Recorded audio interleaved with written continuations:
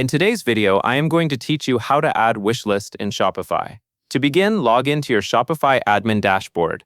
This is where you manage your store settings, products, themes, and apps.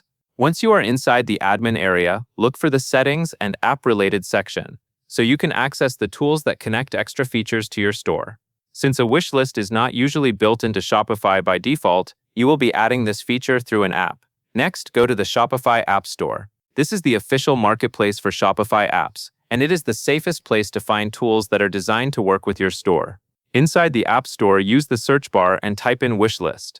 This will show you a variety of apps that can help customers save products they want to come back to later. A wishlist can improve the shopping experience and can also help encourage future purchases, so it is a useful feature for many stores. From the search results, choose a reputable wishlist app to install. Some popular options include Wishlist Plus, Wishlist and Favorites, or Growave. When selecting an app, take a moment to review the app listing carefully. Look at the ratings, the number of reviews, the features included, and whether the app fits the style and needs of your store. This helps you choose a reliable option that will work smoothly. Once you have chosen the app, install it in your Shopify store. After installation, follow the app's onboarding setup. Most wishlist apps are designed to make this process simple, even if you are not comfortable editing code. In many cases, the app will provide an automatic installation option. This feature usually injects the required code directly into your theme for you, which saves time and reduces the chance of setup errors.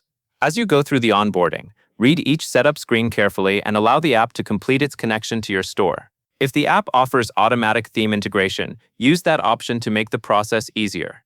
This is typically the fastest way to get the wishlist feature added and working correctly on your product pages.